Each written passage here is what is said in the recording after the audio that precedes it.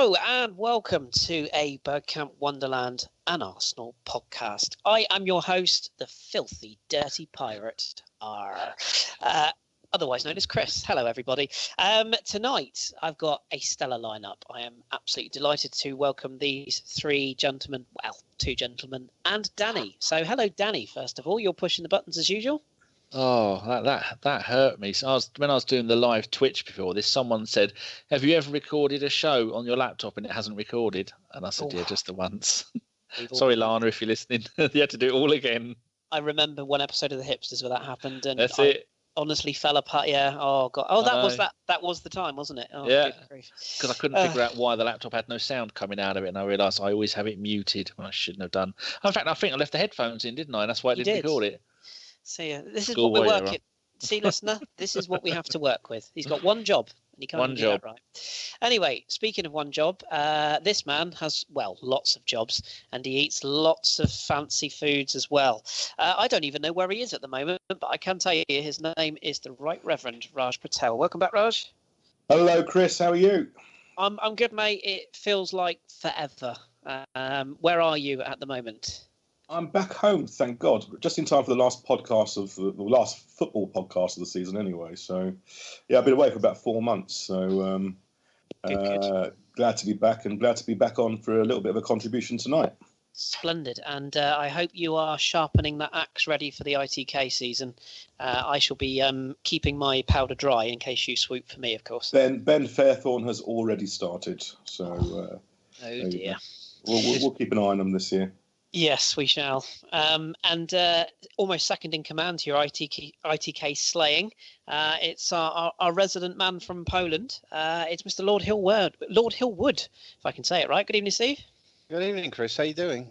I'm well, mate. I'm well. Lots going on and busy bee. Sunshine in Plymouth, but all good. How is the lovely Poland this evening? Well, it's the usual business. Second week of April was -18. First week of May +28. So everybody was ill. In fact, actually everybody apart from me, even the dog was ill. So I had a half-dead dog around the house. Then the ex-missus decided to launch herself off of her bike into a wall of a tunnel. So yeah, I've had all that to deal with, plus going to work. So it's been quite exciting, really. Splendid. Well, that's a week if ever there was one. I can't match that, I'm afraid. So instead of that, let's talk about Arsenal, shall we? Because after all, that's what people tune into this wonderful podcast for. Thank you all for tuning in and downloading. I know I say that at the end of the podcast, but I thought tonight I'm going to say it at the start. So welcome to you all on whatever device you're listening into us on. Right, Danny, we're going to kind of just do it a bit freeform tonight, aren't we? Because we've got lots to discuss and lots of good questions from the listeners as well. So in a rare move, I'm going to start with you. And I'm going to ask all three of the panelists exact same question, and hopefully a debate will spawn from it. So I'm simply going to ask you, it's now the 17th of May, 20-8, breaking the fourth wall. How do you feel about Arsenal Football Club right now? We are currently managerless. So how are you feeling going into the summer right now? You're asking me first? I am indeed. Wow. A sense of trepidation, I think. I feel a little bit like that feeling on Christmas Eve when you're wondering, have I got everything done? Is everything in place? What's going to go wrong? What's going to happen tomorrow? The big day is coming soon, any moment now.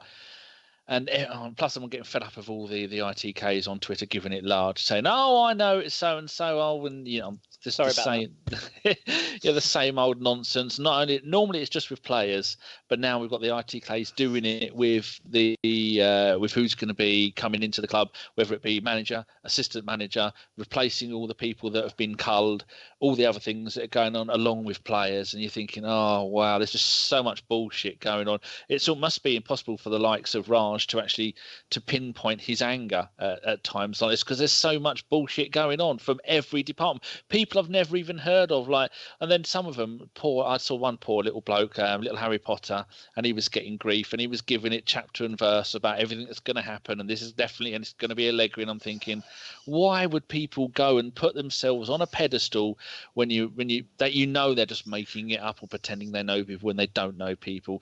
First thing when someone asks me something, I say, the only chairman I know is Kris. The only manager I know is Kris. The only coach and player manager I know is Kris. And that's it. Other than that, I know nobody in football. I know nothing about it. And then plus I've been annoying people. One day I'll say, fuck Arteta, you plastic head and your Lego head twat. And the next day then people are going, man, you fuck off, you grow up. And the next day I'll go, I can't wait for Arteta to be the manager.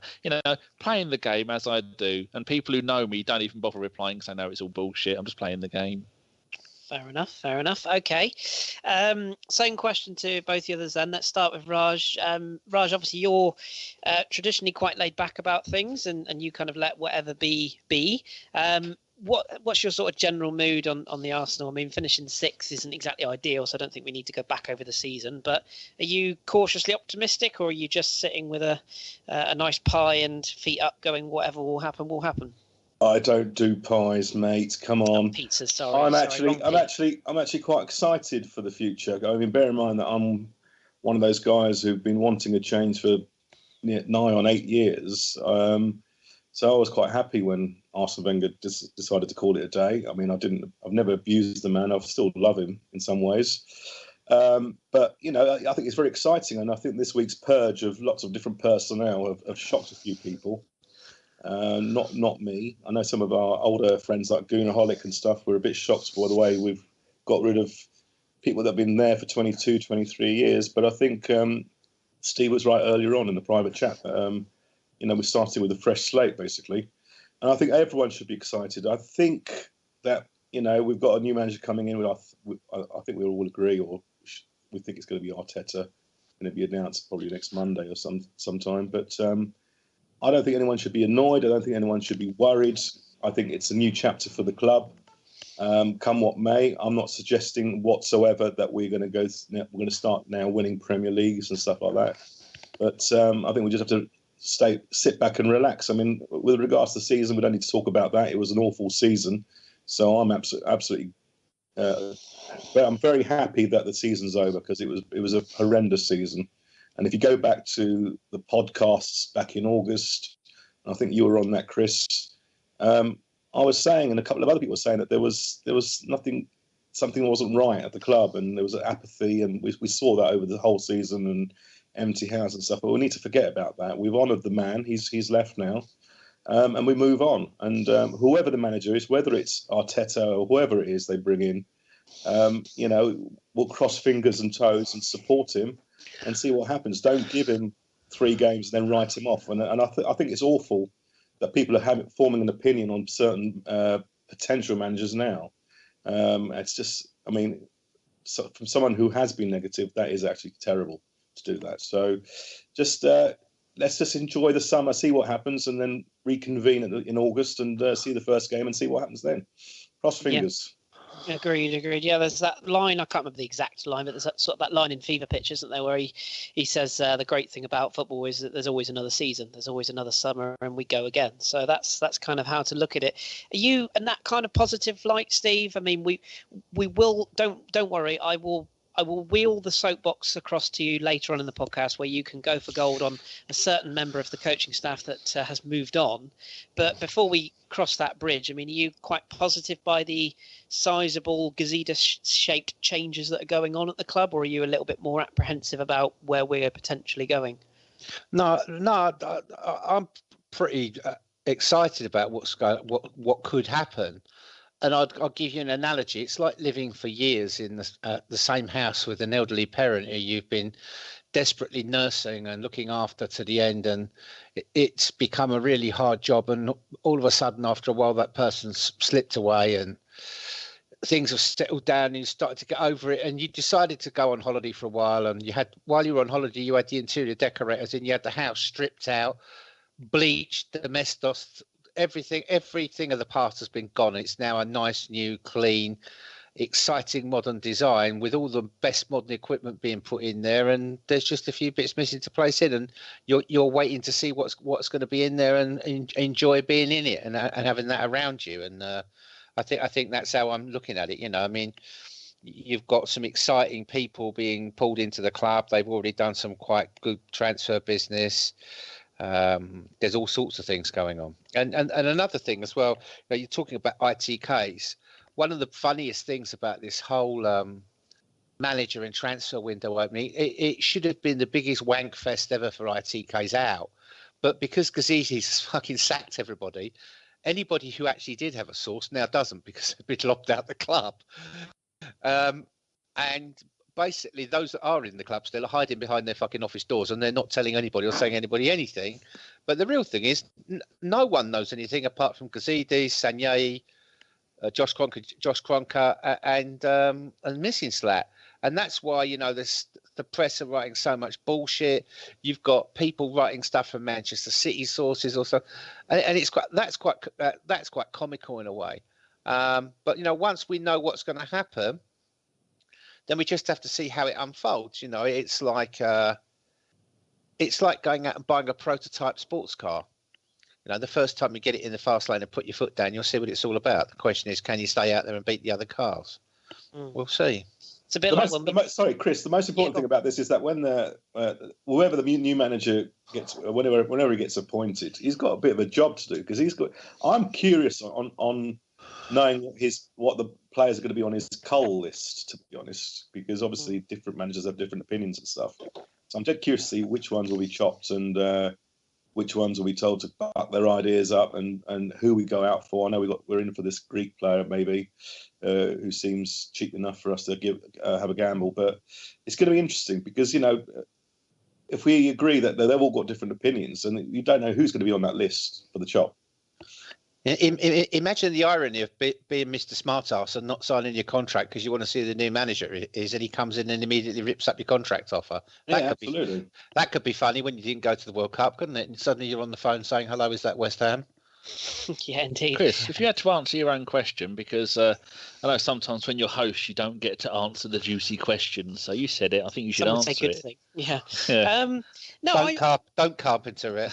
I'll try my best. We got a curfew tonight because the Reverend's on. No, I think with you, Danny, I mean, weirdly, this season has felt strange for me because I've always been, as you know, I've always been uber positive. You know, I'm not going to deny the fact that I was like Mr. Davis, you know, a little bit welling up when Arsene said goodbye, and you know, I am sad for him. At the same time, and this is the only thing we'll say about Arsene tonight, because I think we've done that to death, I was genuinely delighted. I think Mr. Hollick and I think it was Andrew at Arsblog said the same. It was really nice to see Arsene with a smile on his face at the end of the day. It was really nice to see him almost enjoying the last few days rather than being, you know, under a cloud. Once he accepted it, it was lovely.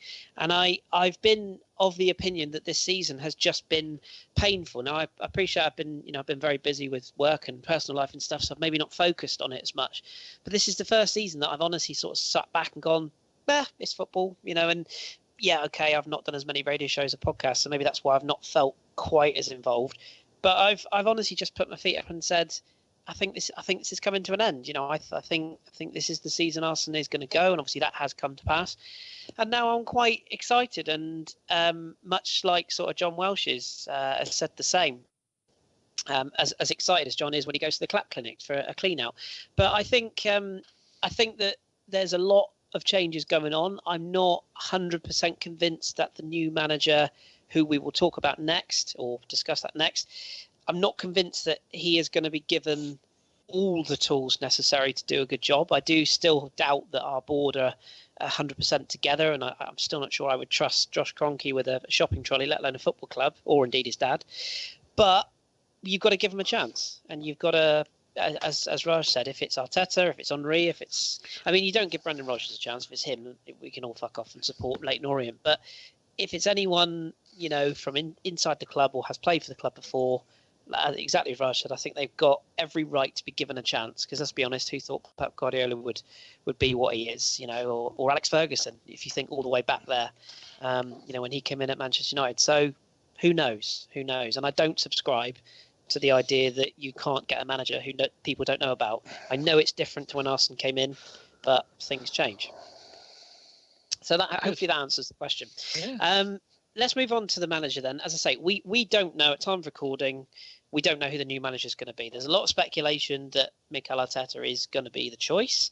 There's also talk about Thierry Henry has come to light today being Thursday. There's some suggestion that there's still other names on the frame, Nagelsmann, Jardim, I've heard Emery mentioned. There's lots of candidates. What I want to ask you all, and Raj, I'll start with you. What do you want to see from the new manager? We don't know who it's going to be, but what do you want from a new manager? Do you want someone to come in and work with everything we've got, or do you want someone to come in and essentially rip up Arsene's playbook and start something fresh? I think he's got to start from scratch, but I think what he needs to concentrate on is just coaching to start off with.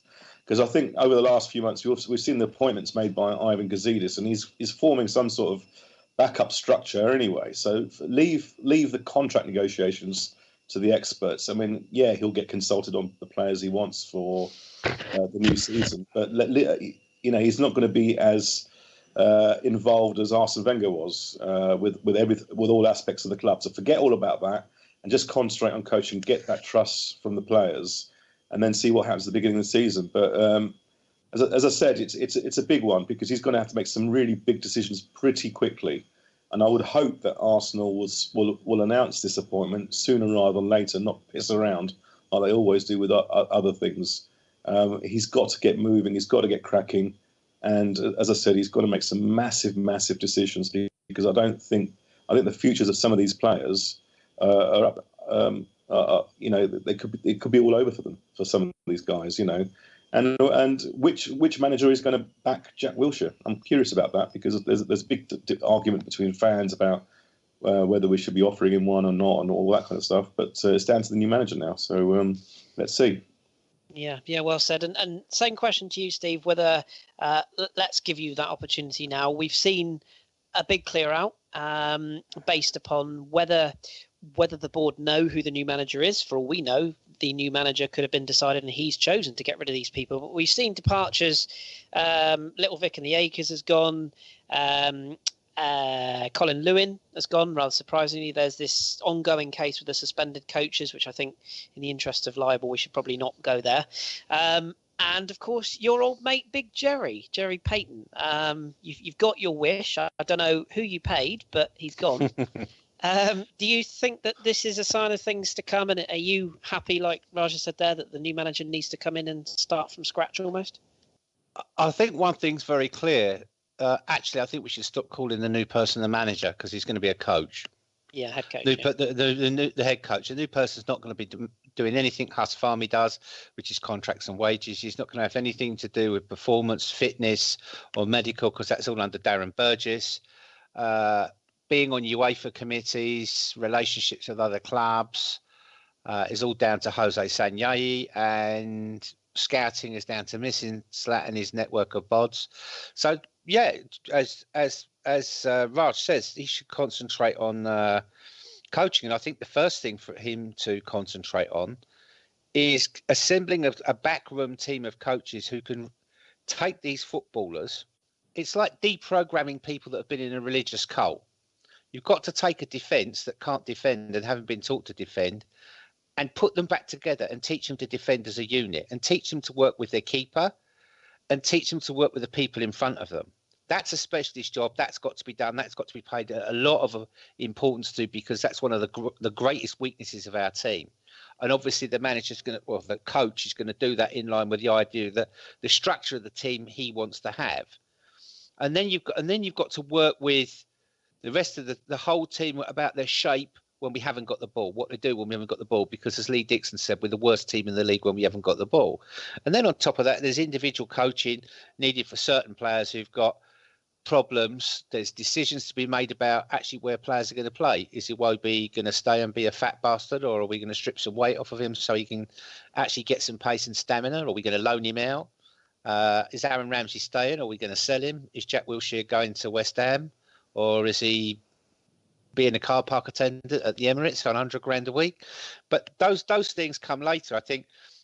I think one of the things that's going to really benefit the new head coach is the fact that probably 95% of our squad aren't going to the World Cup. So they will be able to work with them for longer than usual. They'll be able to have a proper pre-season.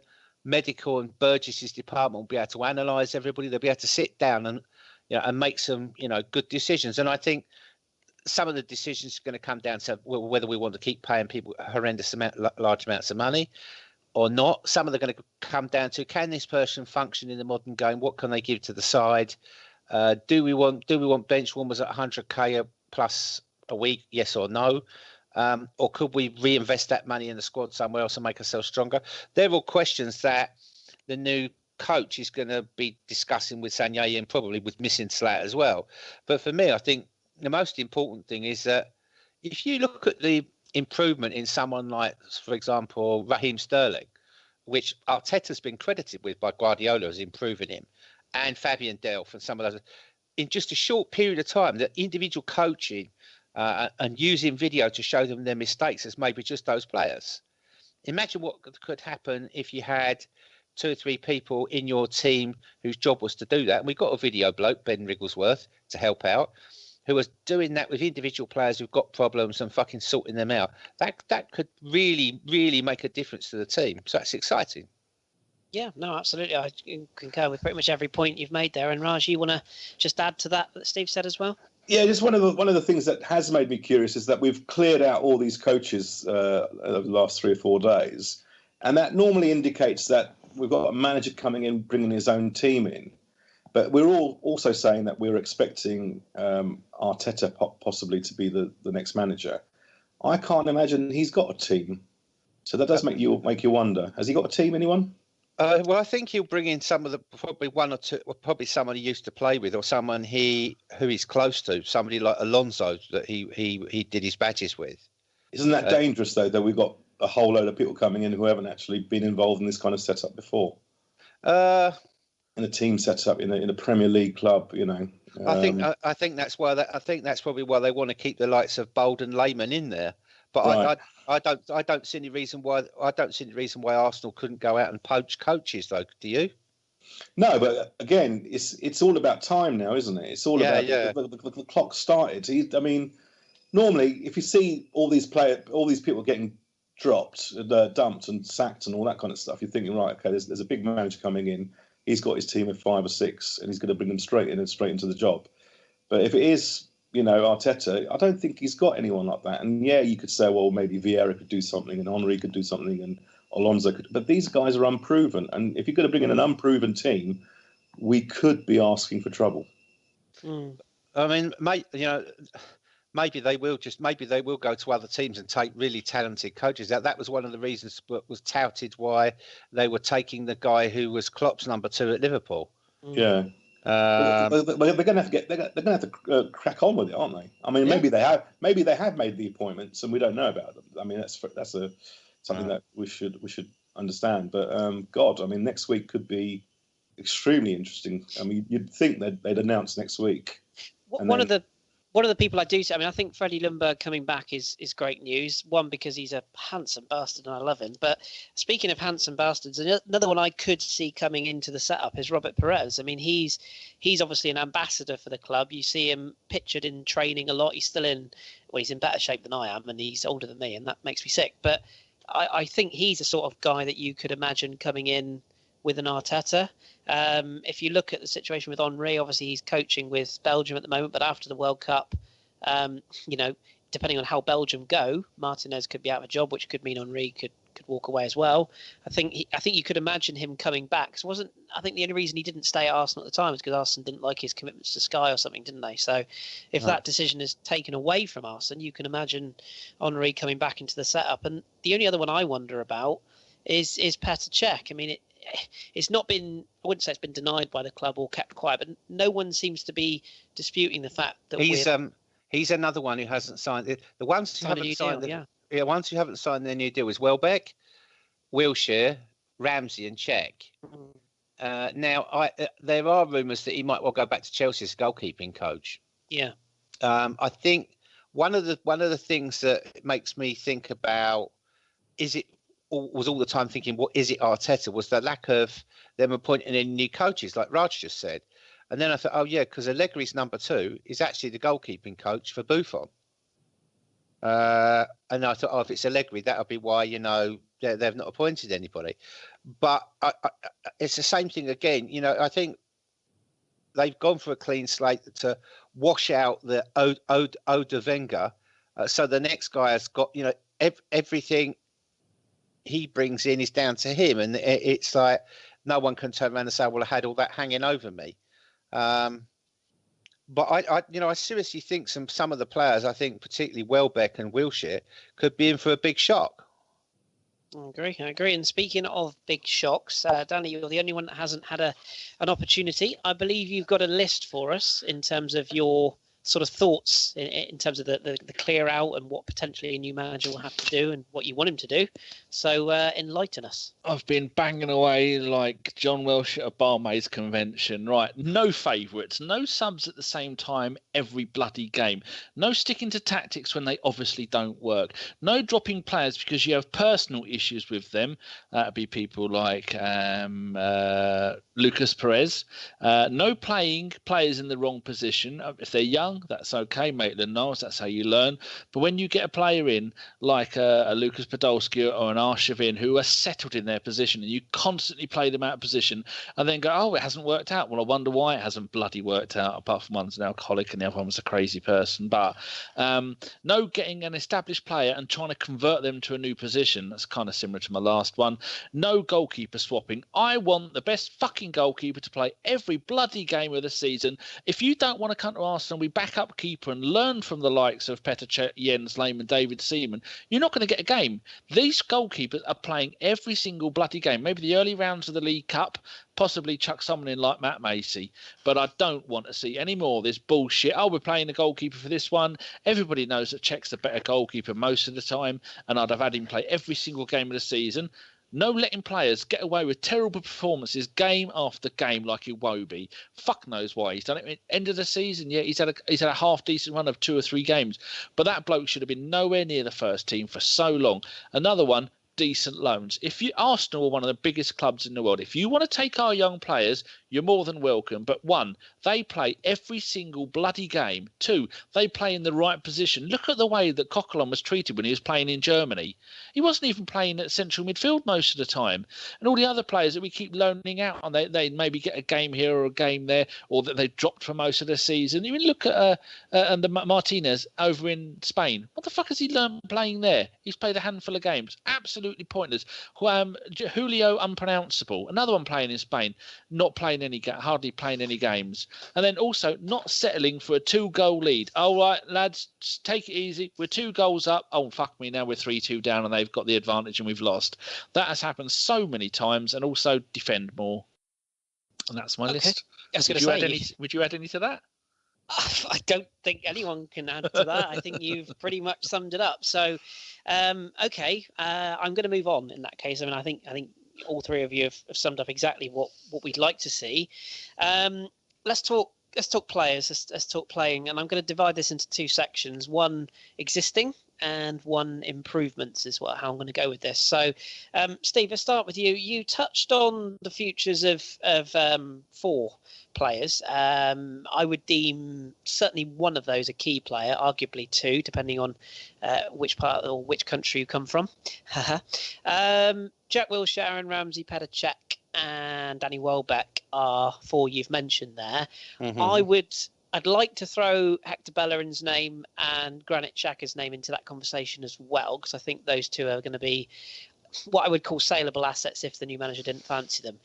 Any other players I think you might add Mustafi in there, and I don't agree with it, but I'll add it in there because I know listeners are going to want to talk about it. So yes, yeah, fair point. Right. So anyone else you want to add to that?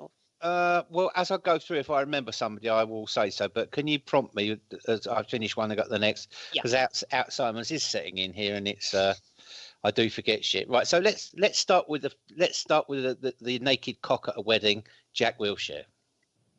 There's been a lot of screaming and blubbing by Jack's fan club this week that he didn't go to the World Cup, and Mr. Southgate came out and said that he had some good games around Christmas. And after that, it's been bloody awful. And to be fair, Mr. Southgate's bang on. I think Arsenal fans need, and particularly those who like or love a particular player, you need to take your rose-tinted glasses off and you need to look at reality. If after 60 minutes against Östersunds, which basically are part-timers or low-league footballers, although incredibly well organised, if against a team like that, after 60 minutes, you're puffing and blowing hard and wandering around, pointing and shouting like Firmini and contributing fuck all, then questions somebody who's supposed to be the best midfield player of English nationality. Questions have to be asked, especially when you keep repeating those performances. And, you know, this 60-minute thing keeps coming up. The number of times I've seen Ozil flick a ball to him and he's missed it because he's not paying attention, or Granit Xhaka has tried to pick him out and he didn't make the run, or he didn't fucking get there because he hasn't got the pace. I don't think he's got the pace to play in the league. I don't think he's mentally prepared for another injury. I don't think he's got the wherewithal to come back from it, and I think that's why he bottles slightly on tackles. He's not prepared to have the intelligence to change the way he plays, which is what gets him injured. And that makes a big problem, because if you looked at that team and said, right, where do I need to add a player? Well, I need to add a defensive midfield player, a player who can defend. Well, if your midfield three is Ramsey, Xhaka and another, because we don't know who that other player is, and you've got El Neni and Ainsley Maitland-Niles as willing, able, replacement, solid, you know, people you can rely on who are fit and have got good engines. Why do you need Jack Wilshere hanging around at the cost of 5.5 million quid a year sat on the bench? He's not going to start. He's not even going to get in the team unless El Neni and Maitland-Niles are injured. So I don't see that there's a role for him to play in the club, and I don't see that Arsenal have got the space in their wages bill, thanks to Premier League FFP, to allow them to have the luxury of players who are sitting around doing nothing. So that's Jack Wilshere. Second one, Welbeck. Welbeck, how old is Welbeck? Is he 30-something? I think he's 29, isn't he? Right. I'll have a quick look. 27. Right. There you go. Right. So he's coming up to his last contract. He hasn't signed his contract. He obviously wants more money. Is he first choice at the club now? Not up front. He's not. He's badly coordinated. His finishing's not ever been his best trait, apart from unless he's in front of goal at Old Trafford playing for us. Bless him. But what he does give you is 90 minutes, if his knees allow it, of solid running and blocking up a wing. He's someone that, you know, Ferguson used to use to put Figo out of business when they played Real Madrid. And he still does it. And I think he was very, very good against Atletico Madrid. He's had some very good performances. The big problem with Danny Welbeck is, can we replace him with better and someone who's got some knees? And how much more money does he want? So there's a question mark over him there. I will put a question mark over him and a goodbye over Jack. Who else was on the list, Chris? Bellerin and Xhaka. Do you want to combine those two? Because they're both players that you don't Bellerin's going nowhere. He's a Londoner. He loves it there. I think he's another player that's going to benefit massively from working with some new coaches. And I think a new defensive setup, and I think he'll stay. I think Xhaka as well is another player who's been much maligned. I saw a great article by Tim Stillman and Clive wrote about him, saying about how he's been much improved in the second half of the season, and he's been a constant, and he's playing every game. He's not getting injured. He's not got any silly cards. You know, like any player, he makes errors, but you know, he's top in the league in passing, completion, and stuff. That guy can be a diamond if we get the right setup, and if he's coached properly. You know, he could be a fantastic player for us. So I would keep both of those. Fair enough.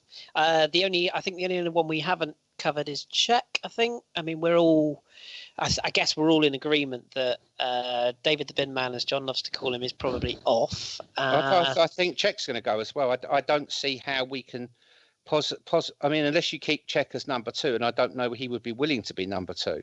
Or a coach, player coach, right?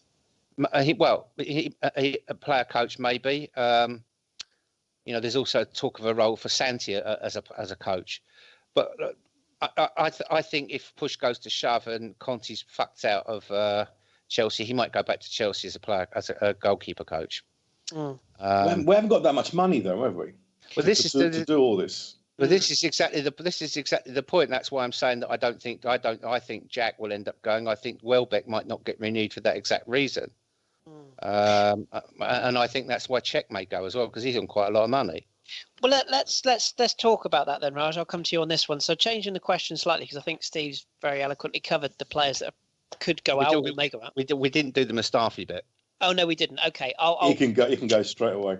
Yeah, I think there's an there you go. I don't agree. I think there's a good player in there, and I remember when he first came to the club, it took him 28 games before we actually got beat him. And that was because he had a decent midfield in front of him. There's a player in there, but he needs to stay on his bloody feet. Well, there's a player in there, but he also needs to play with the fucking same partner all the time, and not Koscielny, who's got to go as well.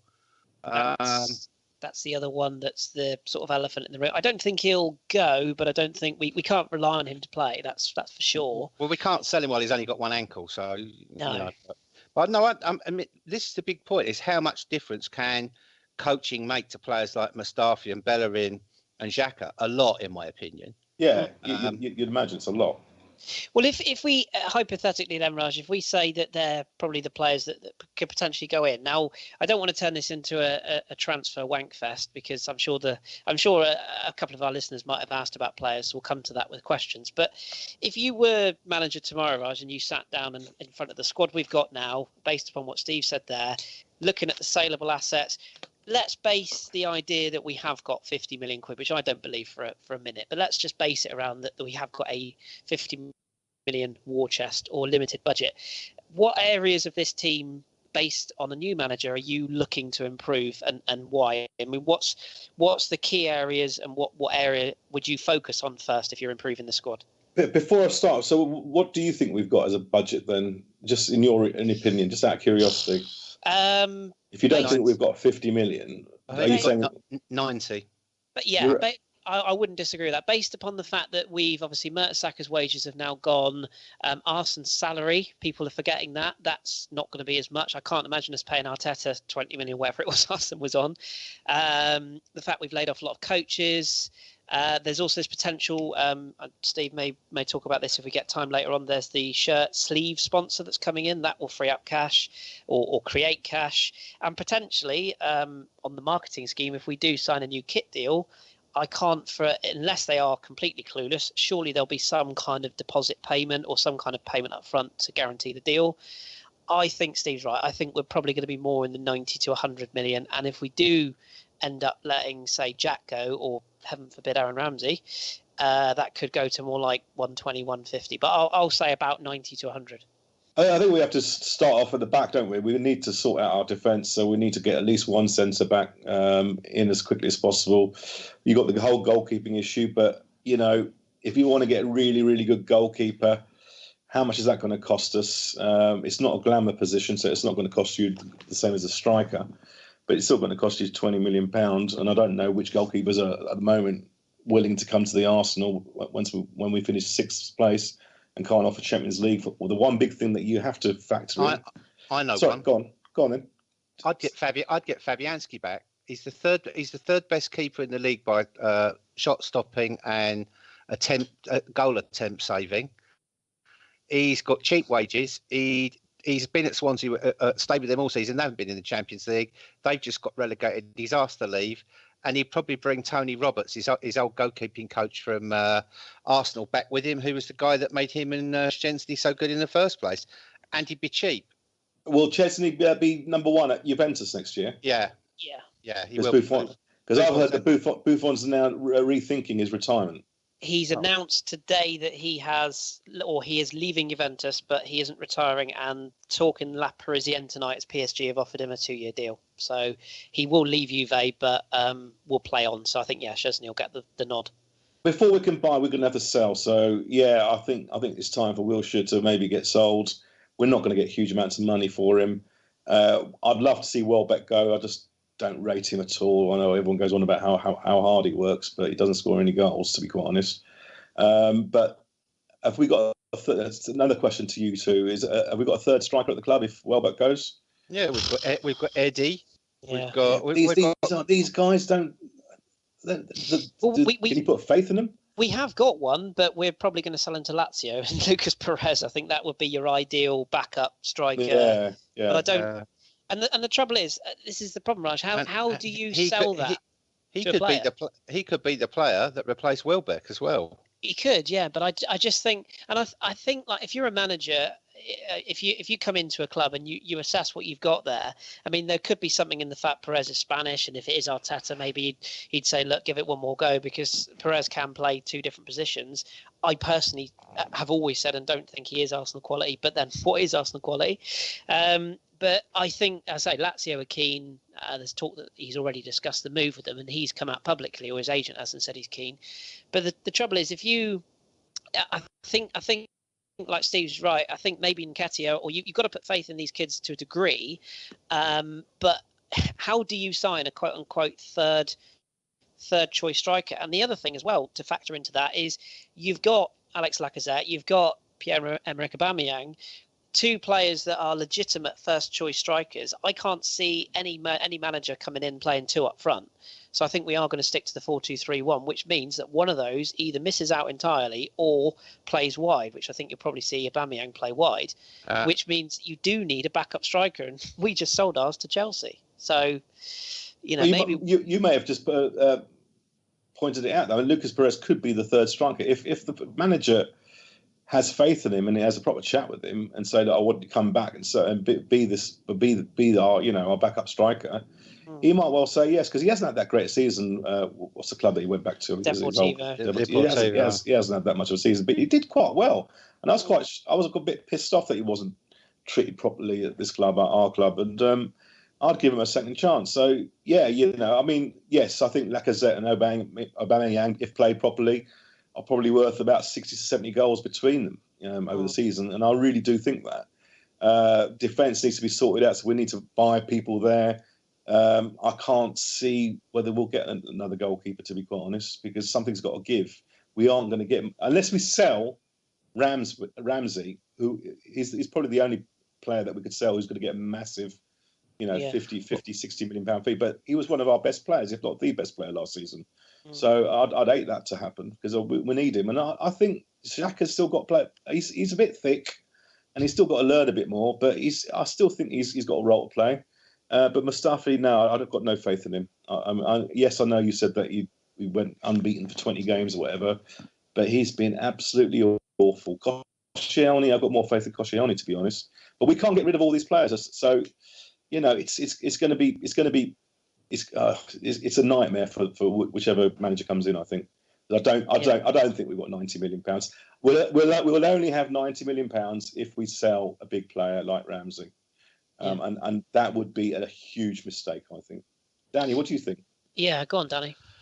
Well, I think it's the first thing we've got to consider. If it is Arteta, then what position and what formation is he going to play? Now, we know that as a general, he changes it from game to game, but as a general, he plays four at the back, and then he plays. Is it Fernandinho, the one who has the more holding position? Yeah. Isn't he more significantly a holding midfield player, like the kind of thing that we used to think Vieira would do, but he stays there, although he does get forward a bit. And then he'll have a couple playing in front of him, usually De Bruyne and is it Silva? Or Silva, yeah. Yeah. Bernardo and then, Silva, David, then he has one main striker up front, and then he has Sane and Sterling playing off of them. I know Sterling had a great start to the season, and then he drifted in and out towards the end of the season, and then you try and fit Jesus in there, who's going to play well. But the gist of it is, it's almost the same kind of formation that we play, but whereas we have two or three playing behind the striker, that one extra player in the middle is now playing behind the main the midfield two. So whereas we'd be playing like three in the middle, and then one of them would push up behind the striker, so then creating like four up front. I don't think he does that very often. So you've got to try and nail down the tactics that Man City play, because he's not going to use the Arsene Wenger tactics, is he? You're not going to be playing being a coach under Pep and then go, I know what, yeah, I've played under the most attractive football with the best results and everything in world football at the moment, and I'm going to go back to playing what Wenger's failed at doing for God knows how long, chopping and changing it. So I think he's going to come in and play that formation, so there's going to be one up front. But as we've seen, that Aubameyang has come in and he can play on the left, and he's more than happy to play on the left. But remember in the days when it would be like Thierry Henry and Will Tord and all that lot, and one of them would play wide, the next one would come in, and at times you didn't know who to mark. It's not like the Giroud days where you're never going to get Giroud playing out wide. So I think once you've got the formation, then you can fit the players at the club that we've got at the moment into that formation. And who doesn't fit into that formation? That's the thing that you've got to try and figure out, because if it is going to be Arteta, then I reckon it's going to be similar tactics to Man City, and that means there's going to be quite a few of our forward players that might not be able to slot into that, and he's going to want someone big and bulky, Fernandinho style, who's going to play in the defensive role. Because as much as I love El Neni and as much as I love Xhaka, that's not Xhaka's job, and I don't think El Neni's up to doing the job of covering the back four and then giving the ball to the midfield too. And some players are going to have to be much more strict with their positioning, because and Ozil isn't going to get away with strolling through game after game, turning it on for 5 minutes and then doing that lot, because it's one thing that Pep does insist on: you all work, you all run your arse off. I mean, much like Man City do, and much like Liverpool do, where that's been a lot of people have complained about the way Klopp does it, because his players are knackered. But it seems that Pep has managed to do that. So I think there's going to be quite a few players that are going to be going, oh, what do I do? You know, like when we changed formation and the Ox and Theo went, well, how do we play in this side? Well, simple answer, you don't get lost. And they weren't intelligent enough players to adjust at the time. And that's something he demands.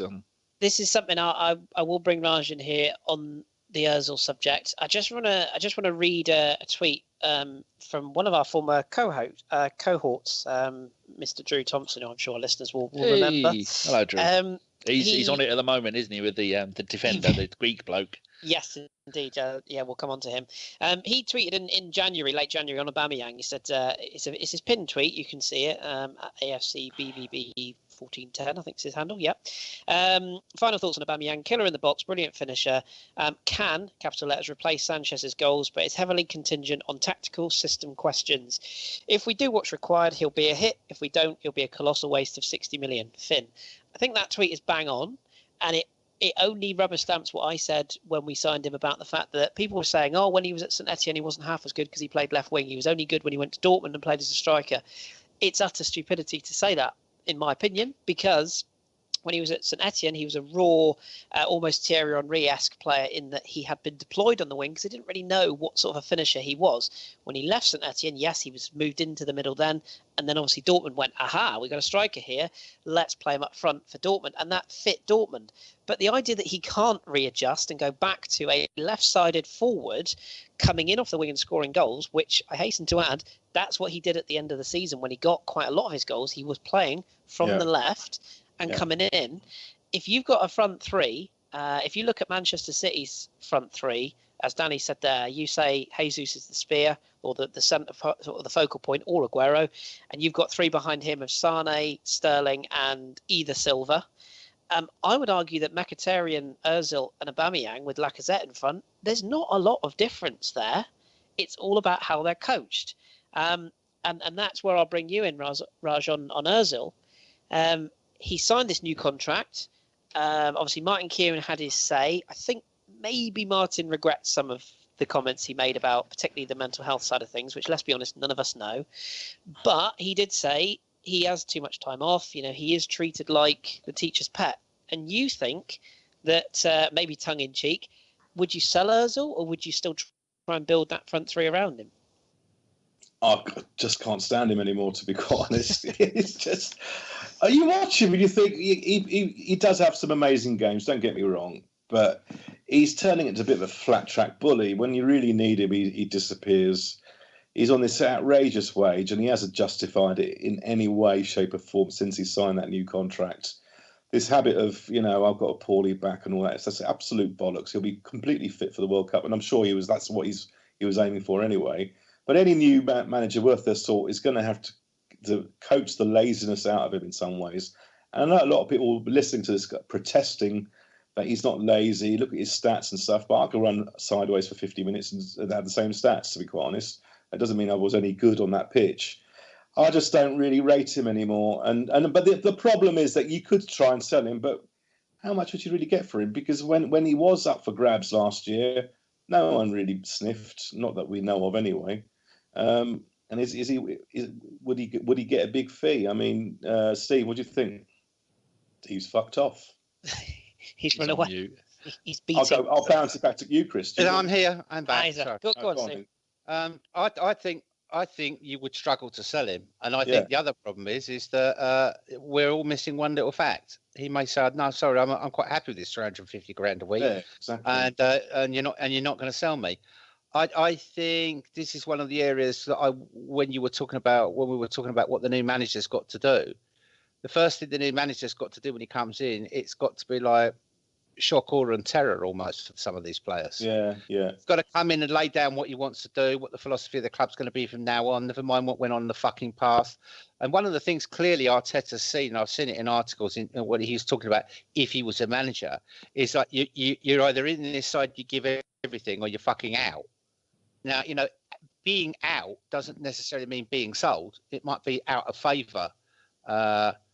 Being dropped, being forced to play in games you don't want to play in, and sort of the rest of it. But I actually think that a new manager with a new system actually might well be the challenge that Ozil gets. I think the comfort zone that Wenger offered him and allowed him to have is what's resulted in what we've got now, to be honest. He would never have fucking even thought about trying that shit on with Mourinho at Madrid. And I think the other thing is as well that it's like any player who's world class.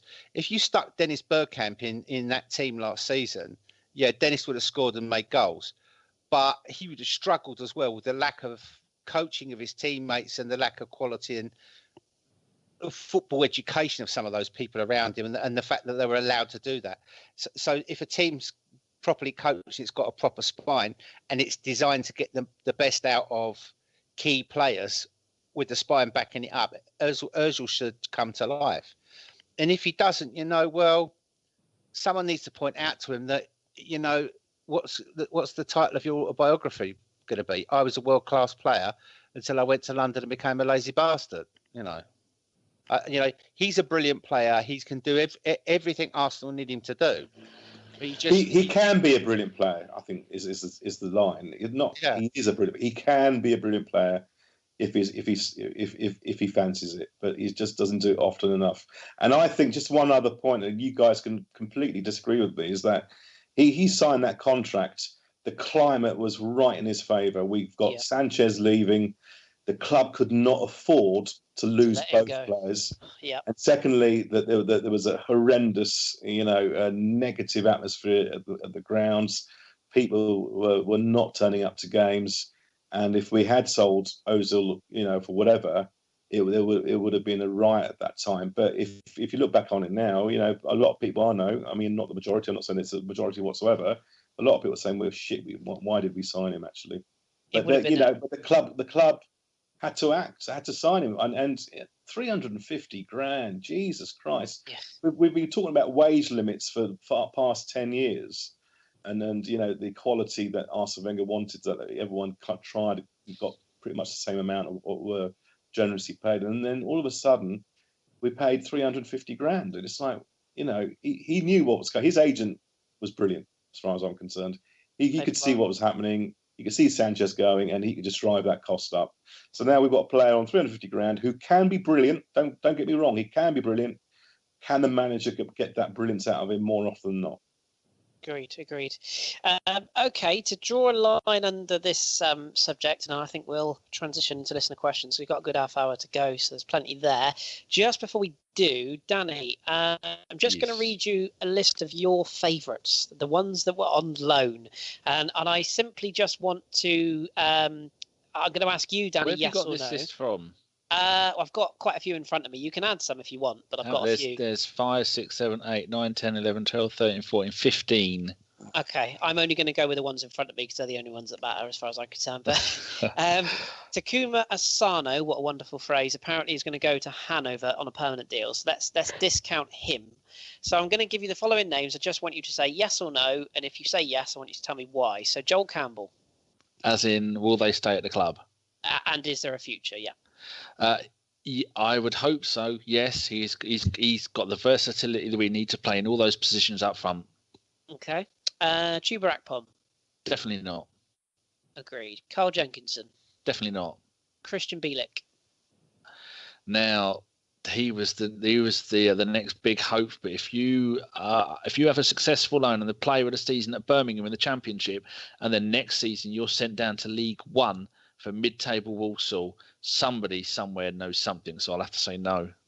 Okay, I slightly disagree, but only because I hope I'm wrong. I think the injury screwed him a bit. I think Steve would was a bad back that injury up as well as yeah. It was the injury and the fact as well that when he played for Legia Warsaw, he was a DM, not a centre half, and he then was in a position where all of a sudden Holding arrived, which is why we got less interest in him from Wenger, and then of course now Mavropanos arrived. So. Yeah, that's true. Okay, another one for you, Lucas Perez. We've touched already, but for you, yes or no? Hell yes. Okay. Don't score a Champions League hat-trick if you're shit. Indeed. Emilio Martinez on loan at Getafe last season, the goalkeeper. Yes, because I would like to see youth players come through, and he's put in so much time, and he's a decent Argentinian player, and him and Matt Macy, between them, they're a couple of really promising young players. But if we're going to loan them out, don't loan them out to feeder leagues, for God's sake. Perfect number 2 for me if you're going to get rid of Ospina in check. John Terral, Hull City. Oh God, no. Sadly, those kind of things. They're like his time's long. It's like Super Dan Crowley. Sorry, that generation have yet again failed. Yeah, and I'm not going to include Mark Bowler because it was at Bristol Rovers. The last one, Cohen Bramall. This is the one who signed from the Saab factory or wherever it was he's working. But Mark Bowler has done really, really well. 2 really good loans for him. Lower league, who won't make it, but Cohen Bramall, not a chance. No. All the passion in the world. I mean, to come from playing non-league football to get up to signing for Arsenal and then end up playing, even playing at Birmingham, that is a dream for him. And that they managed to avoid relegation in the last few games of the season. But no, he doesn't have a future. Enjoy it while he can. Is there anyone I've missed off that list that you think I should bring up? The Jeff. Oh, the Jeff, yeah. I've got it on fairly good authority that he will probably be sold because there's I think there's 5 Ligue 1 clubs are interested.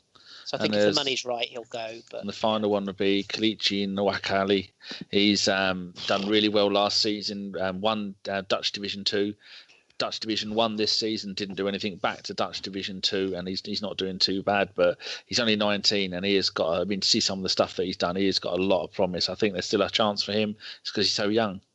Mm-hmm. What about Mavidi? Yeah, Steffi Mavidi, another horrendous injury. He's with Charlton. Charlton have got to the playoff semi-final last night. I don't know how they got on. He's another one who could still do it. He's not even that old. I think he's 19 or 20, so he's still another one of those that you can't really decide. It all depends on, a lot of these players depends on putting me in charge of the loans at Arsenal or someone like George Bird, someone who actually cares about these young players, not just get rid of them for the sake of it, going, what if you went out on loan, how is it going to improve this player's happiness and their ability to grow and their ability to get used to playing in their positions and first team football, which is something whoever is, of all the people that have been fired, whoever does the loans, they need to not only be fired, but they need to be dunked. God, I could have said something so much worse. Yeah. Okay. Well done, me. I do agree with all of us. I think when we say that there's a few players as well that if they're not going to get games next season, we'd like to see loaned. Maybe. I mean, I'm a big fan of. Yeah, Eddie is one. I'm a big fan of Alex Iwobi, but if you get in a player who's of a high ability, maybe he goes to a Premier League club and has a successful time. So, and there's quite a few days when Jack went to Bolton and Aaron went out on loan just to get his fitness back to Forest and Cardiff. Look at the size of the clubs in the Championship. Yeah, huge club. I mean, even Sunderland in the 3rd division. Yeah. Wow. Exactly. Okay, that's the loans done then. Let's draw a line there. I think we've pretty much covered where Arsenal stand right now. Just before we take listener questions, Steve, at the risk of being a cheeky monkey and asking you not to carpenter the shit out of this, because I know it's your area of speciality, but would you mind just refreshing our listeners, if they haven't heard already, about the sponsorship revenue side, this talk of the sleeve sponsor, potential Adidas or Nike bidding war? Just give our listeners a bit of insight as to what you understand at this point and how it could change things if we signed either or to that deal. Right, the shirt deal is rumoured to be bringing, the shirt sleeve deal is rumoured to be bringing 15 million quid in. It's an unnamed online TV service of the Netflix variety. So that £15 million, because it's commercial revenue, is all spendable, goes straight on the budget to spend. You can't spend more than X% of your TV money. Any extra commercial revenue deals we do, likewise, they go on that pile. Obviously, at the moment, there is a new kit deal which is being haggled over. There are still 3 players, and it bids are up to 60, 65 million quid. And Puma have matching rights, but matching rights only exist as long as they want to pay the price, say, that Adidas does. If Adidas outbids them, that's that done. But there is more money. There are deals which are being signed and which will be signed, which will be in next year's accounts, which will means they'll be in next year's budget. How much they will be in total, I can't be certain. But that's why I said earlier on that I think 50 million is a conservative figure. Okay, good stuff. Thank you. That was concise and clean. I like it. I for one, I'm a bit of a Nike whore. I know some people are keen on Adidas. I think we're all probably in agreement when we say Puma mixed. I quite like the new away kit, but not so sure on the new home kit. But it might be a grower when it comes out. I think until it's out. Until they make a cotton 8XL, I'm not interested. They're never going to do that. I think it's out on early June, so we won't have to wait too much longer. But anyway, the images are out there, footy headlines if you want to see it. Right, Danny. Let's involve our wonderful listeners, male and female, alien or otherwise. Pick out some of the best. Maybe go off subjects we covered, if you like. What have we got? From the listeners, I was just typing a message to those two to stop their sexy breathing. I quite liked it. Yeah, that's what I said. Sexy breathing. Listeners' questions. Wow, we have got some really, really good questions. Loads of them. We must have had about 20 of them at least. So. Now, this is particularly for Steve and Kris. Please don't carpenter it. The more concise your answer, the more we can get through, because it's now 8:36 on the count. What do you want, Dora? No, you can't answer any. You have nothing. You don't know about football. Right, from Luka Kolakusic. Right, this is for you, Kris. Does the fact that Arsenal didn't even consider AFC Freddie for the manager position show a lack of ambition? That's you. I can answer this very simply. If you saw how the Pirates ended the season, more on them later, you will know that I'm very much in the woodshed in terms of my coaching career, and I wouldn't trust me with a blow-up 99p football, let alone Arsenal. So Carpenter out may well be rearing its ugly head over the summer, but things are changing, which I'll touch on in the shout-outs. But thank you very much for the kind nod. But I think I'd rather give it to somebody who knows what they're doing 100% rather than learning the trade. Thank you. Raj, would you like one on the funds for the new manager, or would you like one on goalkeepers? The funds, although we've probably answered the question, haven't we? So. We probably have, but I can't go through them and vet them all again. From Connor Jennings in Belfast, he says, "Who can you see Arsenal selling in the summer to generate funds for transfers if the 50 million war kitty is to believe? Also, if Arteta does become our new manager, do you think we will shoot more?" I would hope we started shooting more. We've got 2 amazing strikers now, although I don't think they need to be told to shoot. They seem to pop up in the right places and score plenty of goals the last few weeks. In terms of who to get rid of, I'd love to get rid of Ozil, Welbeck, Mustafi, and probably Cech as well. Get rid of him. Who else is left in the team? There's a few, but those few straight away, get rid of them. Fuck them all off. Big earners as well, and we all think that Ozil's on 350. He's not. He's on 391,000 base. Is he? Yeah. Oh yeah. His figures have been released. We only had the one. Jesus. The only other 400 grand for him. Yep. Oh yes. And people Apparently, is a good part of that is image rights, and the club will make money off of that. Kolasinac and Nacho are the only 2 I think we haven't mentioned at all tonight, and I don't think either of those. I think Kolasinac is saleable, but at a loss, and I don't think we're going to get rid of Nacho because he can play 3 different positions. Yes, no, we wouldn't. No, I think Monreal should stay. Yeah, I agree. In fact, I can see him being the new captain unless we bring someone in, but that's for a rainy day. I was reading a thing about wages. Apparently, we doubled Mkhitaryan, and a boomerang quick rundown, 198 grand a week, 15.5 million loyalty bonus to be paid in 4 instalments, 2.26 million Champions League bonus, £300,000 bonus if he manages 25 goals and assists in the season, £50,000 for every league match he starts in which Arsenal win. That was from Twitter. Take notes of it. Hasn't Aubameyang got a £3 million payday because we didn't qualify the Champions League. I think you're right. I read that somewhere as well. I tell you, these agents are absolute geniuses. We're in the wrong business. Yeah. Really are. Right, one for you, Steve, from Noir Confidential. He says, managers prefer to upgrade the front line instead of buying a better goalkeeper. You can have several strikers or midfielders on the pitch and they can cost us £150 million, but you can only have one goalkeeper and for half of that price. Is that considered too much? Are goalkeepers undervalued? Well, let's put it this way. Undervalued by who? The sponsors, their agents, football teams? Because, there's not a goalkeeper in the world who's as famous as any of the top players who play up front or play in midfield. There's no goalkeeper in the world who's a marketable asset like Messi or Ronaldo or, players of that ilk, or even possibly Ozil or Sanchez in the right markets. So, in terms of are they undervalued in that perspective? No, they're not.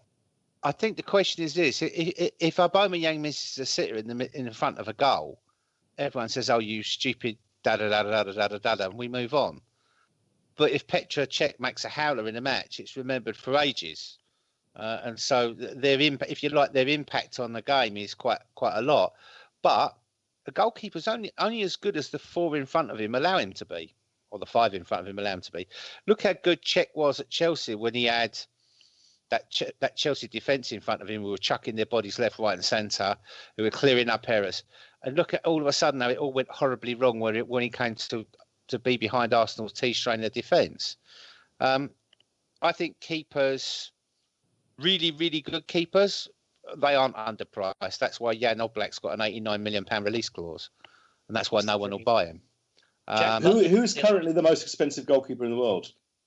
It's not Buffon, is it? As in to buy or by value of the... No, Edison. No, that's been bought. I think Edison. Danny said it right. I think Edison, yeah. Edison, 40 million, How much was he? 40, 50. 45. And I think the one that's being talked about is Donnarumma, who, for the record, is nowhere near ready for the £100 million price tag that's being touted around. No, that's only because Fatty Rayola's his agent. Oh, exactly, yeah. And he, to be honest, I don't even think he's that great. And then, as you say, Steve, Oblak and David De Gea, if he goes to Real Madrid, that probably could break that deal. But those two are probably around the 90 million mark. But I mean, if you're looking at Arsenal, and you wanted to say, okay, right, we want to get in a keeper. There's a lot of talk about this German keeper. I watch the Bundesliga quite frequently. I don't rate that guy. I don't think he's that brilliant. Horn, me neither. Yeah, I don't think he's good value for 25 million quid. And I'm sort of looking. I'm thinking, well, actually, you know what? We're in the Premier League where there's a lot of high balls, a lot of corners, there's a lot of physicality. You need someone who knows what they're doing and is used to it. Well, one of our ex-goalkeepers went to Swansea and took his goalkeeping coach with him, Łukasz Fabianski, and he's the third best keeper by stats in the season. And we could probably get him cheap because Swansea are not going to be able to command a massive price for him. I don't think he'll want horrendous wages. Why wouldn't we take him and Tony Roberts back? And, that saves us some money. It's a good choice. It's he probably would want to come back now. All the issues that he didn't like about Arsenal and Payton have gone, and that solves a major problem. Then that's one part of the spine complete. Then you just got, as Raj was saying earlier on, sort out the defence in the middle of the park. Top four, by the way, goalkeepers unpriced. Danny's bang on. Edison, 34.7 million. Buffon joined Juventus in 2001 for 33 million. Think about that, though. In 2001 for 33 million quid. Wow. Manuel Neuer joined Bayern Munich from Schalke in 2011 for 19 million. And David De Gea joined Manchester United in 2011 for 18 million. And just to fill out the list of the rest of them, Claudio Bravo, Angelo Peruzzi, remember him? Jesper Cillessen at Barcelona, Jan Oblak, Petr Cech, ironically, 10.9 million in wages, Asmir Begovic and Fraser Forster, both 10 million. So that's the list. No one's going to spend £90 million, Steve, on a goalkeeper, even though he might have a buyout clause, Oblak, for 89 million or something. No, they've done that deliberately. They don't want him to leave, Raj. That's exactly the point. Yeah. But I mean, Kris has just seen that the prices have been static since 2001, apart from the odd one here and there. They've been around the 19 to 30 million pound mark. That's about as much as any club's going to pay for a goalkeeper. It's just not a glam position, is it? It's not the guy who's knocking in the goals and stuff. But you were so spot on, Steve. He's actually got sometimes more of an important position than the striker, because the striker can duff a goal and he'll get another chance 5 minutes later. A check or someone lets in a goal, he'll be remembered for months. So his mistakes are a lot more kind of vital in some ways than an attacker. And yet, because they're not seen as a marketable position, and that's one of the other thing is, if you can't market that, if you buy a goalkeeper for £70 million, £80 million, how are you going to get that money back? You can't market it. There's fuck all in image rights. Yeah. So it's going to be around that 19 to 30 million pound max. I just cannot see a goalkeeper ever going for 50 million pounds. But you know what's going to happen now? The Qatar is going to probably buy one in the summer, and I look like a twat. So I know that. I think a lot of people as well forget that Fabianski won us the fucking FA Cup. Mm. It did. That ended the trophy drought. Saved Wenger's arse. Well, you make a good point about getting him back, but we just have to see what the manager thinks. There'll be a bidding war for Jack Butland as well, because I think he'll inevitably leave Stoke now, and I think there'll be clubs after him. And I think most of the top 10 have got number ones, other than us. So I think arguably we might sniff there. I'm not sure I back that decision, but we'll see. Danny, did we have, just out of interest in the process of elimination, did we have any questions about either Jean-Michel Seri, Socrates, what's his name? Socrates, I'll call him. Socrates, or Ousmane Dembele, because I can cover those three in one hit if you want. Do it, Chris. Echo from Kyle Palmer. Fuck off, Echo. No. Live telling off of Echo. There you go. That's a new low. He says, what effect can you see the summer transfer window closing before the first game of next season? Oh, no, that's it. Our second part. And get the GFP to pronounce Socrates Papadopoulos, our alleged first signing of post-Wenger era. So there you go. That's the only one. There's that. So what do you know about those three things you mentioned, Chris? Okay, so we'll quickly run through it then. So Socrates Papadopoulos, that'll be fun to listen to you. Danny, I can't wait for the day when we sign Papadopoulos and he partners Mavropanos in centre back. And then if we could sign a Greek goalkeeper as well, I would laugh heartily. So from what, again, as Steve said earlier on, the club are being very careful about covering their tracks, but there's no smoke without fire. There's a lot of talk that Arsenal have accessed Dortmund, if you will, once again. I said the other day in a tweet, we might as well just play in yellow. Awake it. That'd be a good thing. That'd be nice, wouldn't it? Mislintat's a big fan of Papadopoulos. He had him at Dortmund, rated him very highly. Again, tweet Drew. He'll tell you all about him. He's not the most cultured of defenders. He's an old school defender. He's an organiser, a shouter, a commanding presence. He likes to win the ball, a bit like Mustafi. My concern about him is he hasn't had a brilliant season at Dortmund, but he is a cheap option. 20 million euros. You're probably going to get him. I think that will happen. So that's on that one. I don't think it's a bad decision. I just think it's a bit of a budget stopgap decision. I think he's slow. And my argument against not getting him would be, if he costs £20 million and he wants 80 grand a week, that's 40 million quid. Why not just buy Johnny Evans for 3 million and put him on 100 grand a week and fucking save half the money? Very true. And I think probably the reason we're not going to get Johnny Evans is because there's also talk that we are going to access or broker a deal for Saglar Sonuslu. No, I've pronounced that wrong. I've done a Danny Soyuncu. There you go. Who's the Freiburg centre-back, who's been a lot of talk about him. He's a Turkish under-21 international. I haven't seen as much Bundesliga as I usually do this year, but what I have seen, he's been quality. Freiburg's one of the teams I follow in Germany, and he has got very, very high ratings. And again, he's the Mislintat guy, so I think that could happen. And quickly, the other two, the Ousmane Dembele one is a very interesting one. Barcelona are almost certainly going to sign Antoine Griezmann from Atletico Madrid. And when you've got Messi and Suarez and Rakitic and Coutinho, there isn't room for all of them. Dembele got injured earlier on and didn't really have the season Barcelona thought they would. There's talk that they're going to loan him out for 2 years, which is exactly the sort of deal I could see Arsenal sniffing around, because it's a loan, so they don't have to pay his wages. And they've got brokerage on Barcelona to get the player in. So that's one I'd keep an eye on, but I have nothing other than that. And Jean-Michel Seri, again, I've asked a few people that would know, shall we say, in the French market. The talk is that Arsenal never went away from negotiations. Just to put you in the picture, last year we were subject to agreeing personal terms with the player. He was quite keen. He then got wind of the fact that Barcelona were back in for him. Barcelona essentially played us a little bit. They played the player as well and upset him and his agent into saying that they were going to sign him. They instead went for someone else who I can't actually remember. It wasn't Rakitic, was it? They signed someone else. And they were trying to get Marco Verratti. And obviously when that fell through, they used Seri as a make-weight to try and get PSG to sell. PSG didn't sell. We didn't get Seri, and everybody got quite upset. Arsenal's representatives kept in touch with him, and Raul Sanllehi was brokering or trying to broker the deal for Barcelona at the time. He's kept in touch. From what I can gather, Arsenal have had talks with Seri this summer or at the end of the season. He is probably, well, almost certainly going to leave Nice, and from what I can gather, it's between us and Chelsea. Chelsea have got Kante and Danny Drinkwater. So, yeah, I'd love to see it happen because, Danny, you were saying earlier on we need a player who's going to break up play in midfield. The thing with Seri is he can do everything. He can attack, he can defend, he can tackle, he can cover ground. He's just an all-round quality central midfielder. Him and Ramsey makes me erect. So hopefully that might happen. So hopefully we've covered all of those in one hit. And just to touch very briefly on the listener's question about the transfer market, maybe we'll save that for a summer pod because it's a good discussion. I think this summer's going to be mental because we've got such a short space of time. Sky Sports have already got the ticker up already, counting down to the end of the window. What have we got? 2 months, 2 and a bit months before the window. I think it's the 7th of August, isn't it? So we are talking 2 months and a bit. Lots of clubs need to be busy.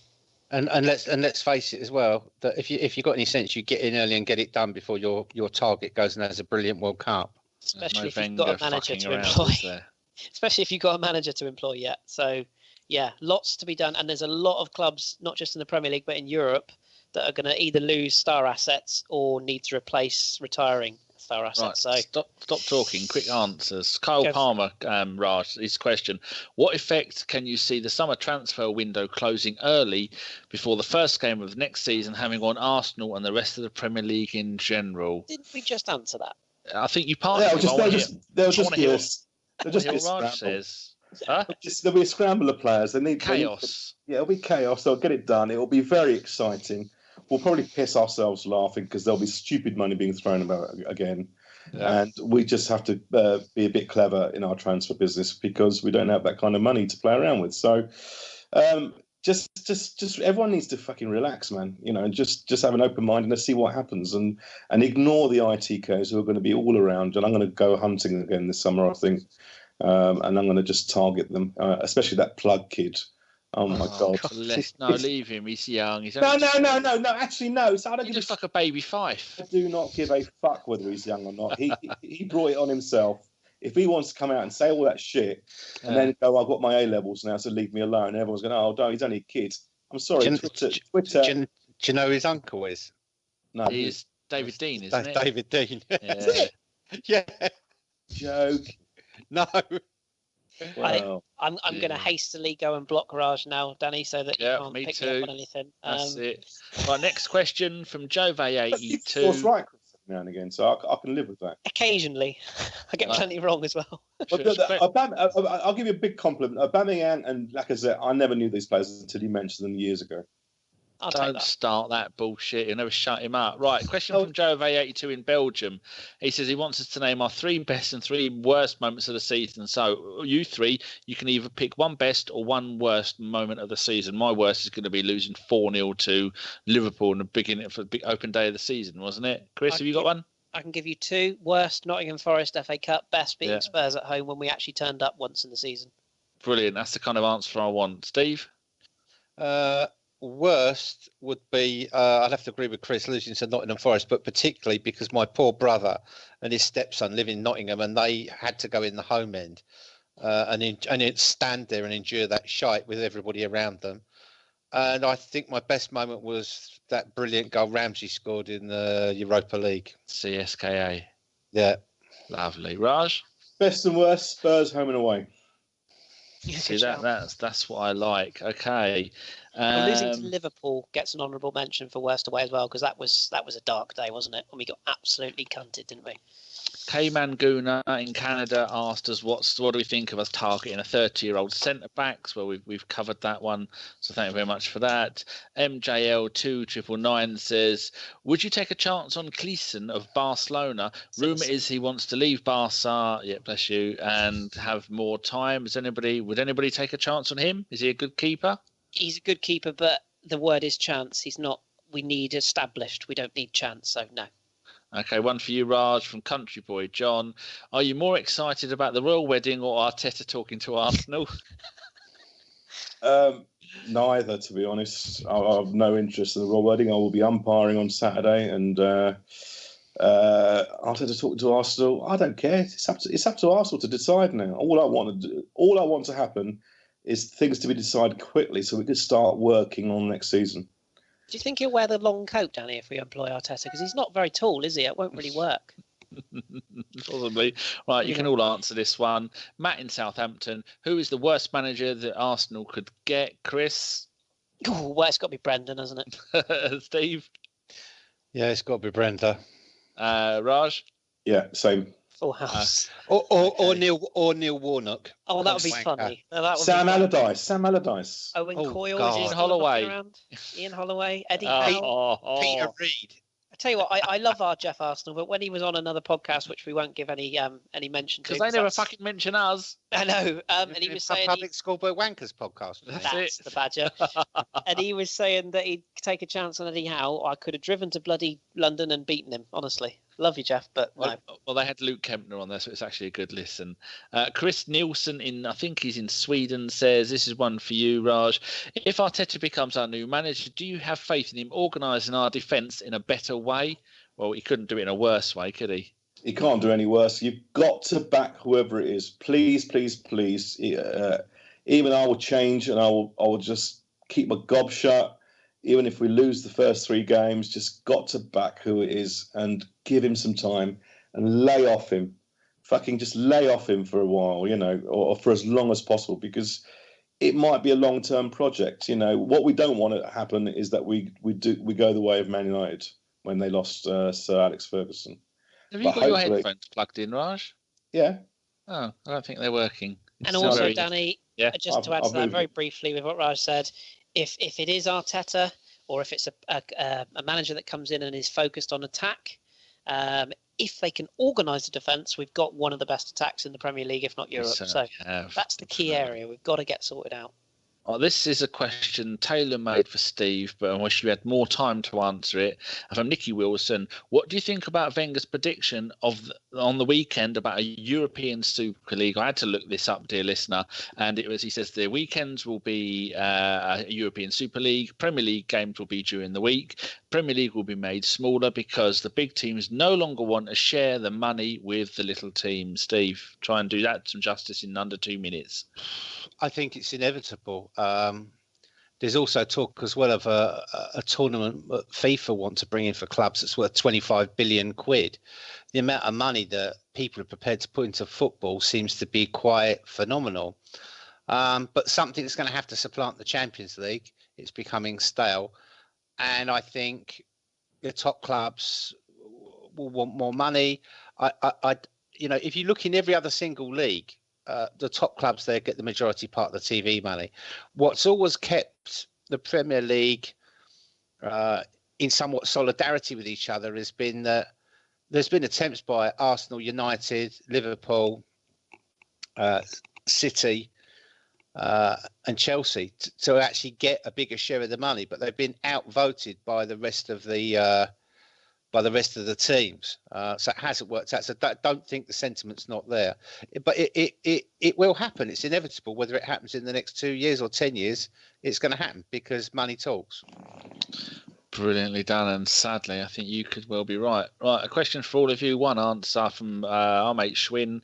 I think we can all agree Rambo was our best player of the season. Nacho was a close second. But who bags the number 3 spot for you, Kris? Mohamed El Nene.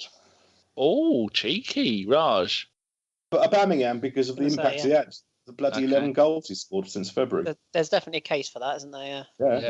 Yeah. Steve? Lacazette.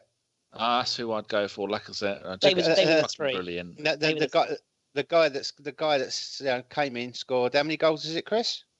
Do you know what? I don't even know. I don't even know. 17. Off the top of my head. 17 plus assists. Been out injured. Still managed to. Oh, still managed guess. 17.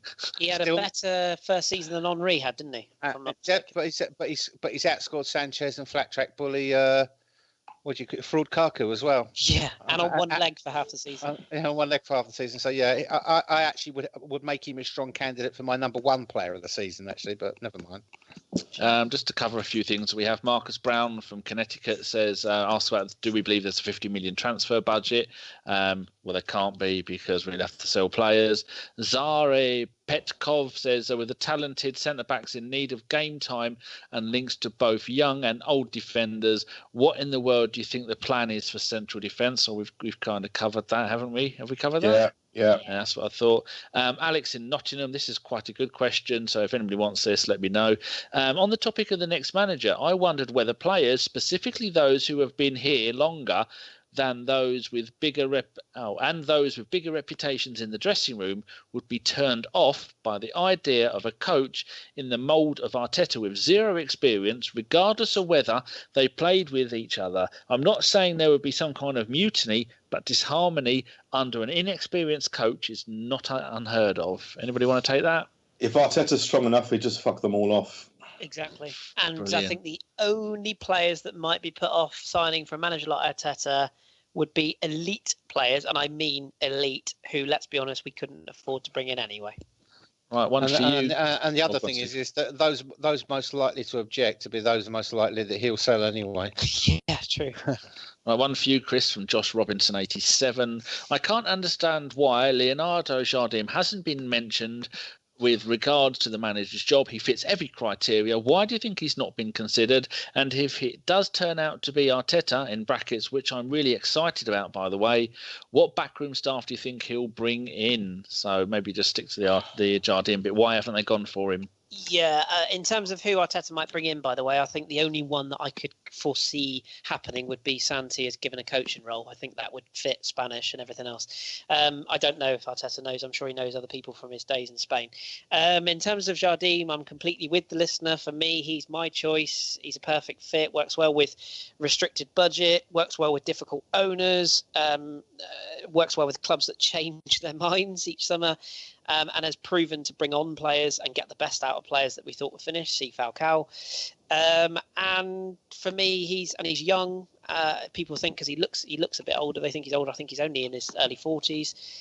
I'm shocked as well. The only thing I can think is either he's got another job potentially lined up, or he's going to stay with Monaco, or we genuinely haven't gone after him. But for me, yeah, he would have been the one I would have gone for, heaven and high earth. Maybe we still are. Who knows? There were. I mean, first of all, people said he didn't speak English, but he does. I think it's because his personality is not exactly illuminating. He's not very charismatic. He's not a flash name, is he? No, but he's not that sort of like, in your face front man. He's not charismatic like Wenger is, or like Guardiola talks to people. You can see the passion behind his eyes. Jardim's not like that. Also stands up to owners, which I don't think our owner would particularly like, because when Rybolovlev basically pulled the finances when Monaco went through their crash of Rybolovlev basically got divorced. It was a Ray Parlour situation, had to give all his assets to his ex-missus, and he essentially went to Jardim and said, you can't do this, you can't do that, you can't do this. And Jardim accepted he couldn't sign players for high values, but he did also challenge the owner and said, well, that's all well and good, but if you want me to stay in this job, you need to give me access to young up-and-coming players that we can afford, which Rybolovlev agreed to. I can't imagine him coming into Josh Kroenke and saying, okay, that's fine, I'll do all this, but you need to give me that. I don't think Kroenke wants somebody who's going to challenge him. No. Okay, right. Phil Paps from Johannesburg, South Africa mentioned if we had to pick a goalkeeper, but we've been through that. Mark Blondal in Denmark says Arteta being a good man management, coaching, says nothing about his skills at coordinating an entire team's philosophy or structure. Do we think he has that in his locker, or is he hired on different merits, Steve? I don't think that's his job. I think the philosophy of the club is in the hands now of Jose Sanyehi and Missing-Slat. And I think that Arteta forms part of the team that puts that philosophy together. And I think it's also probably joined in there by Burgess as well. I was just going to say Burgess is going to have a big say. Yeah, I agree with that. And like Raj says, who cares? Just back him. Back whoever comes in. Okay, Sri the Guna from Tempe, Arizona asks about a goalkeeper and the war chest, which we've already covered. We've got two more quick things. Dave Boyd, who I think is on the moon, says, does the panel believe, following recent events, it is now time for Gazidis type Hatchet Man to become involved with the Pirates and have a complete clear out at the sadly ailing, once proud footballing institution, #Carpenter out? And on the back of that, it doesn't get any better for you, Chris, from someone called Ellis. Oh, fuck Ellis. Thank you very much. He says, when is Chris releasing a calendar and what will be the title of it? #Crexit. I assume this is to do with my ever popular Instagram. Yes. #Daily Chris Pics if you're interested. What's your Instagram for people who want to go and be delighted at you standing in your wellies by the sea? Same as my Twitter, AFC38. In fact, or is it C38? I can't remember. It's one of the two. No, I post at least one pic every day, and I hashtag it with Daily Chris Pics because I like to entertain people on my travels.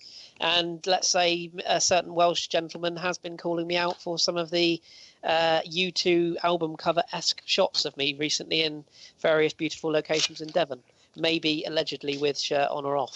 You know what I say, Chris. Hate is going to hate. Steve, do you want to give out your Instagram, maybe? Because your wonderful pictures around Poland. It's the same name, @LordHillWood. And Raj has a secret Instagram account, but it just links straight to the Ferrero Rocher chocolate factory, so there's no point following him there. Quick thank you to Tunjai Samuel in the USA, Kev in Newcastle upon Tyne, and Stephen Mills in Harrow for your questions. But as you probably guessed, partway we've covered lots of your questions in the pod already. So all we've got to do now, Chris, is our gentleman's nods. I think there's no predictions. There's nothing else to do. Happy days, and I'll cover the Pirates in my shout out. I'll go last. Also, for those listeners who didn't get their questions asked this week, please remember what you've asked, ask again, because we'll need something to fill time over the summer pods, which Danny will touch on in a minute. Steve, gentleman's nod. Right, shout out goes to Darren. Everybody knows Darren. He's the Photoshop king of Arsenal Twitter. But he's written a very brave blog today about mental health, about depression and anxiety. And you can find Darren at AFC in capitals _Islington74.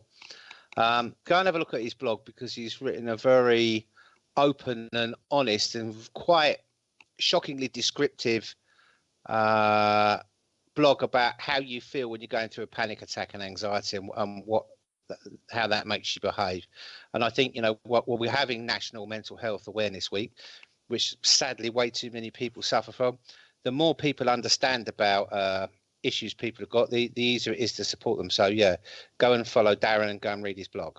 Well said, Danny. Perhaps we could tweet the link to that at some point, maybe? I have retweeted it today from my own and from the inn, and then I will go and retweet it from the pod account soon. Good stuff. And we don't want to become a preachy pod, but obviously if you do have some down days and you want to talk to somebody, you can talk to any of us if you want, and if we're around we'll answer. But no, seriously, do reach out if you feel that way. Raj, what about yourself? It's at Nico Omilana, NikoOmilana. He's a black kid, and the reason I say he's black because he spends most of his time with a video camera going to EDL. I saw this. This is brilliant. Yeah, he was on Ian Lee. He asked some outrageous questions and they actually answer.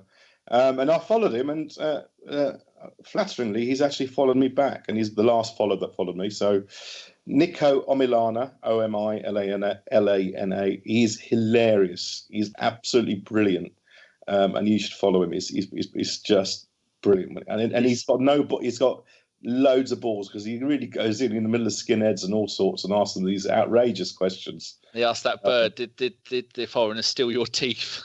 Yeah. She said yes. So it's well worth it. If you want something light on your timeline, then he's the guy for this summer. Well said, well said. And Danny, do you have anybody? I'm going to quickly list some names. The people that have been kind enough to join in with the Twitch: Sky Geese Spray from Norway, Jennings AFC from Belfast, MJL 2999 from Sweden, Freakinstunto, Clock End Kris, Jove 82 from Belgium, and Jackosaurus, I think he's from Ireland. So all these people have been joining in with the podcast Twitch stuff. Well done to Ellis for hosting the ABW Pro Clubs with Akib and Stefan and Dan and a few others the other night. It went pretty well. So it's still starting off, but it's good fun, and that's the main thing.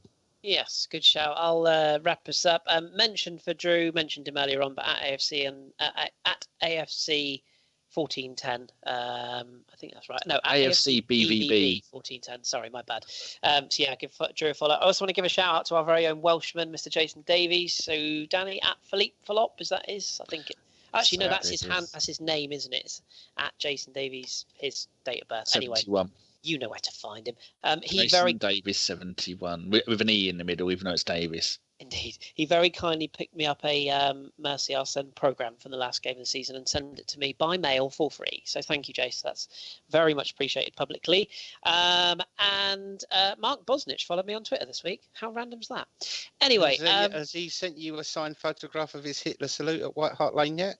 Not yet, although I am in negotiations for one. So I think you should ask for a framed one. I think I should, shouldn't I? Top man, bozzer. And the final one is not so much a shout out, but Danny and I are working on something which we don't know how it's going to go yet. But as you'll all be aware, the mighty Pirates, we're still going. Let's not dress it up. We had an awful bloody season last year, finished bottom of the table in true Arsenal fashion. Up. Promised much, delivered little. We've decided to basically delete our old Twitter account and start afresh. So we're just at Barbican Pirates on Twitter if you want to follow us. There's only one tweet up at the moment, and it basically sums up where I'm looking to change things. The rebirth is coming, established 2013. We ain't done yet. For those of you who are new listeners to the podcast, I own, whatever you want to call it, a Sunday League team down here in Devon. And we are regular pokers of fun, aren't we, at my failing efforts? No. Hashtag Carpenter out. Pirate Fan TV is in full operation. Steve knows nothing about that. It's all a bit of fun, but in all seriousness, we do promote grassroots football. I provide the opportunity for players of young and old to play football on Sunday morning. And we have the AFC podcast on our shirts. We've got 2 new kits coming out this year. We're basing our home colours on Roma this year, so that will be a rather nice kit. So with the bruises. Yes, potentially, and the poor defending, but yes. So just we are working on a little bit of a kind of a fundraiser, because anyone who knows anything about grassroots football knows it's a bloody expensive business. I want to give a massive shout out to Corey in Canada. He knows why. I don't need to go into details, and also anyone that's contributed over the past. But we are going to do a bit of a fundraiser where basically anyone who's got shrapnel, we don't want big donations because that's ridiculous, but if you've got some shrapnel, we're going to do like a GoFundMe page. Danny's going to do all that because it's technical. We might be able to give away some old shirts which have the podcast logo on them. So stay tuned. One for myself. Indeed. Stay tuned. Yes. Give us a follow if you want, and feel free to mock me. It's all in good faith. It's all in good jest. And yeah, thanks to those who continually mock me on a regular basis. So there you go. That's that. Thank you very much. I think we should end up with a quote from Arsene Wenger's interview today, which is very poignant. But I'll quote it. I want to continue to defend my ideas of football, that's for sure. But do I want to continue to suffer as much defending them? Oh, like that. That's a line. And I love the line he had about the plane the other day when he said, I think they got the wrong plane out, when he said about the Mercy Arsene banner. That amused me greatly as well. God bless you, Arsene. Okay, I think we've covered more than enough tonight, just slightly over the 1 hour 30, so apologies. None of us are as good as Mr. Hollick, let's be honest. But my thanks to the panellists tonight. Many thanks to Raj. Thanks for coming back on. Been too long, Raj? Yeah, I've got to wait 4 months now for the next one. Oh, and it's you bailed on us for cricket last time, and actually we've got to actually just announce that I am working on 2 very, very special, very, very famous cricketing gooners who will be joining us at some point this summer when Danny's free. because we are going to do something called ABW All Sports, and there's going to be a cricket one, which is going to be Holick and Raj and somebody else, and two others, Danny. It's going to be two very famous cricketing gooners. Lovely. International cricketers who are both gooners, so I want to talk about Arsenal as well. And we might even do one on other sports, so depending on how it goes. But the cricket one is definitely happening.